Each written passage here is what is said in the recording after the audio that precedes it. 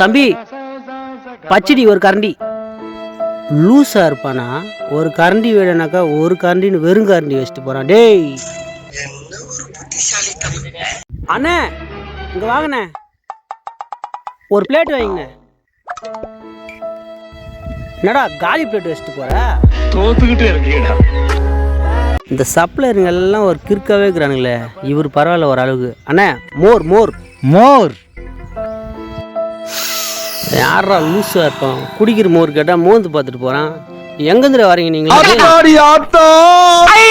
வருஷத்துக்கு ஒரு கிரிக்கெட்ட சிக்கிறானா சாமி.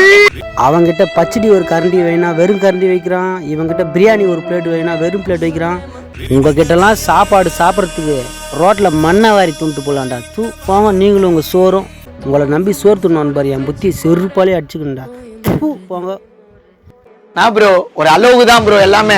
சும்மாலாம் நோண்ட கூடாது ப்ரோ. நான் யாருக்கு என்ன த்ரோ பண்ண